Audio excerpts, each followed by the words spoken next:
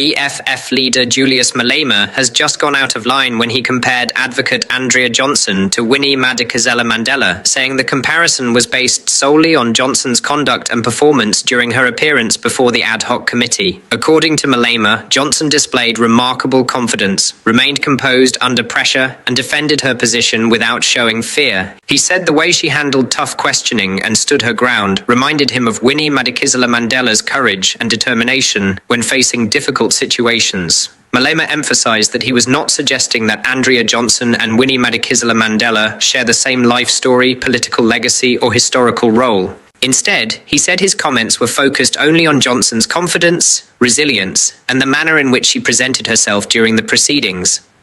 The comparison has sparked debate, with some people agreeing that Malema was simply praising Johnson's performance, while others believe comparing anyone to Winnie Madikizela-Mandela is controversial because of her unique place in South African history. What do you think? Did Julius Malema make a fair comparison, or did he go too far by comparing Andrea Johnson to Winnie Madikizela-Mandela? Share your thoughts in the comments below. If you enjoyed this update, don't forget to like this video, subscribe to the channel, and turn on notifications so you never miss the latest news and analysis. To ask judges questions. So, Jackalson thinks I must get questions from who? From him. Next time you see him, if you see him, tell him to send me questions if he's got questions, like he did now and I answered them. Nagata warabat. Nagchabisilo. Whether I wrong or right, Arab. But I'm blaming Agamrao leadership or that one we should have. Maragansari. Kanajela Jauto, Graba Utauta, but to go Matlanga, ona Mutatlung Utauta, Nangwana, Sinangwana. Not a child. No other man is going to speak to me like I'm a child. Not me. I'm elected public representative and a leader of a political party. Not going to be shouted at by anyone. No one can do that to me. It I am. If he wrote wrong, why it's it wrong? Arrest me. But you are not going to address me by belittling me. I don't care if you are a judge or you are a magistrate or you are a commission. No one speaks to me like I'm a boy. If you want to see the other side of me, I'm not scared of nothing. Especially where I think I've not done anything wrong, you'll find me. So don't think that there is some scaremongering about Madlanga against me. Me? Hey,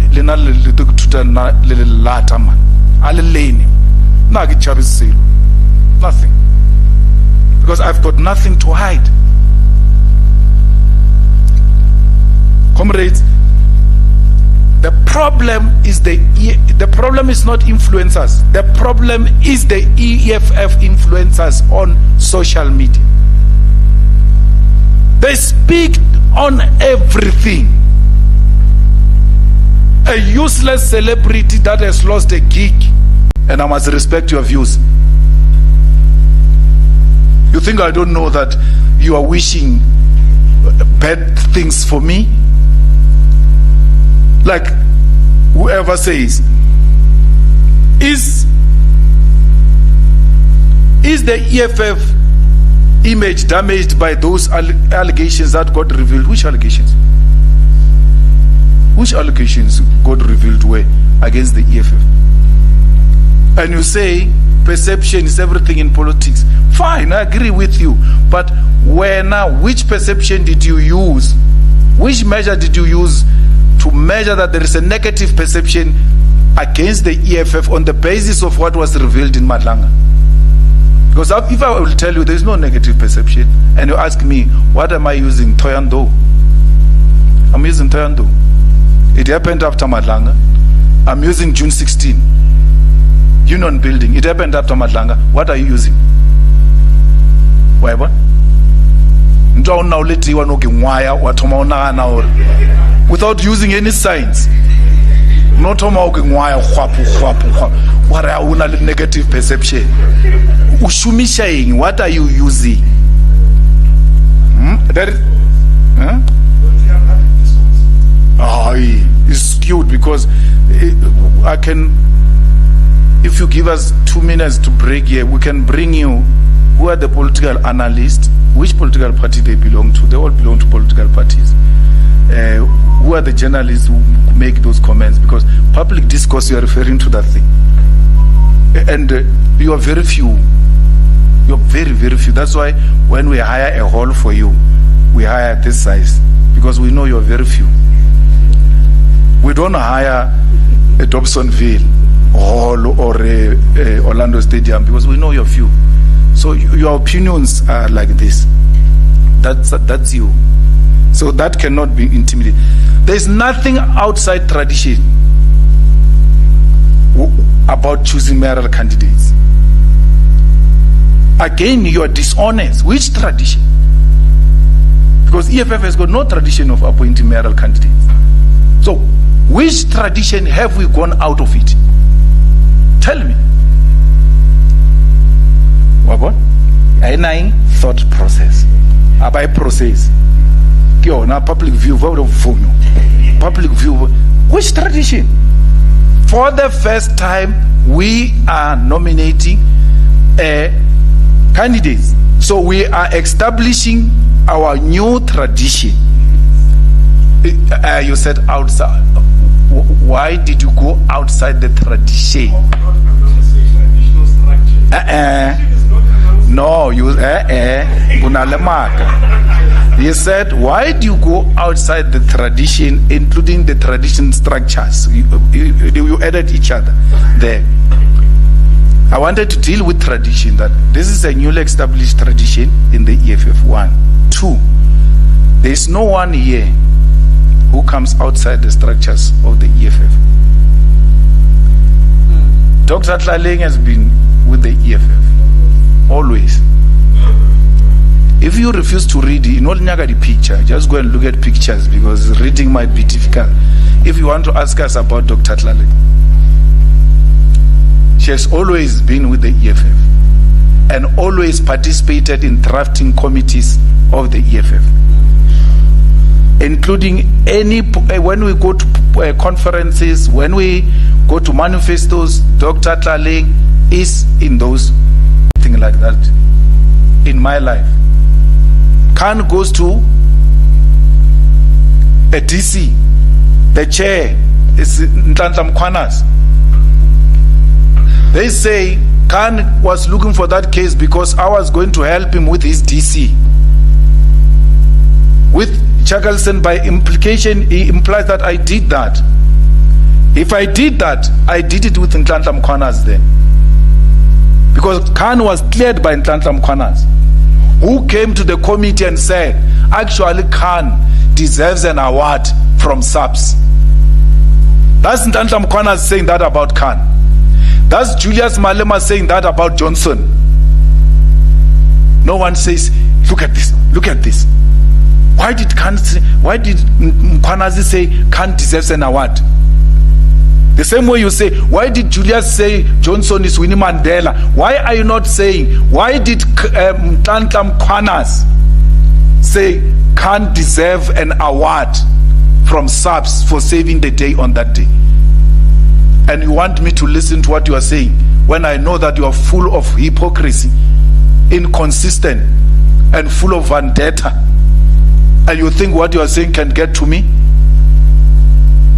No inconsistent person will ever get to me. No one. I'm giving you a typical example. In the same committee, I say, Johnson, you are like Winnie Mandela. Then more information gets revealed in Madlang. Look at this, Julius. Look at this, Julius. In the same committee, Nhlanhla Mkhwanazi says General Khan deserves a SAPS award for saving SAPS on that day. More information gets revealed in Madlanga. No one says, look at this Mkhwanazi. Look at this Mkhwanazi. And I must respect your views. You think I don't know that you are wishing bad things for me? Like whoever says, is the EFF image damaged by those allegations that got revealed? Which allegations? Only to come and say Julius. And then Madlanga writes me questions about Khan and Mohammed speaking to each other. they say Malema says this. The chief says he wants a VPS docket. What? And then they ask me, I must respond to the conversation of two adults who are talking about me. Like you all do, without me being the CIC chief, they say chief that. All Madlanga investigators must do is that, okay, these guys said to Khan, we want a VPS case number, a person who opened the case, the address. Then look between that date where the case was asked or when it was retrieved from the files of the police and the day of Madlanga, and go and ask the investigating officer, what happened? They wanted a case, perhaps they wanted to intimidate you or the witnesses. So in between year and year, what happened? Because I don't know what case they are talking about. I don't know who's the investigating officer. I've never spoken to any investigating officer. A proper investigator will say, okay, maybe they wanted a docket, they wanted his address, they wanted to intimidate him. Oh no, they wanted to offer him money. Oh no, let's go and find out from him. Has there been anything from Malema to you since you opened this case? Has there been anything to any witness since this case was open? I've never done anything like that in my life. Khan goes to a DC, the chair is Ntanta Mkwanas. They say Khan was Madlanga has done his work. If there's anything wrong that Khan has done, the Madlanga Commission must take him on. It's wrong for that young man of MK to say, I prevented Khan from coming to the other committee. I never did that. I asked the question, on which basis are we calling Khan? Whoever said we must call Khan should have given the reasons why, because I had no reason to call Khan. So I shouldn't ask you a question when you say, let's call Khan, and I ask you, why? Why should you call Khan? Foolish as they are, they can't reason. They keep quiet. They run away. They don't say anything. And then Khan doesn't get called. They blame it on me, as if I was running the committee alone. I'm not the type you will say things I don't question. I will question.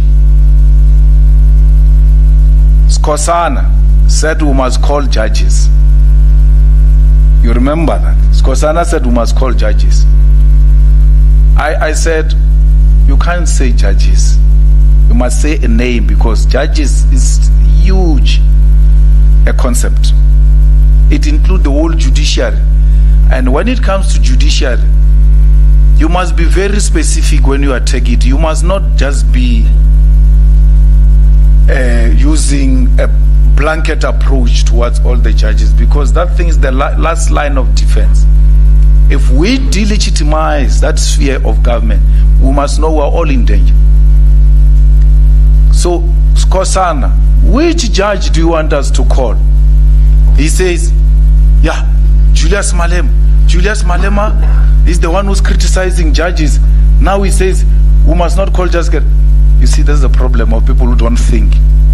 I ask you, which judge we must call? You say Julius Malema. Am I a judge? I'm saying to you, I thought he doesn't understand English. I even said to him in Zulu, Faki Gama Baba. That's how we work here. I gave him a name because he's a coward. They are all cowards and they behave like they're brave. I said, do you want to call Judge Ludwaba? You must go and listen to those things. They are recorded in that thing of Parliament where they record everything. I said, you want to call Judge Ludwaba? Because everybody here speaks about Judge Ludwaba, that Judge Ludwaba has been given a bribe, Judge Ludwaba gave a bail, is that the person you want us to call? He couldn't budge. He went to Twaka. Tomorrow I'm going to be blamed that I said they must not call judges. When I called, which judge? He was going to put a name and I was going to say, why? Why this one?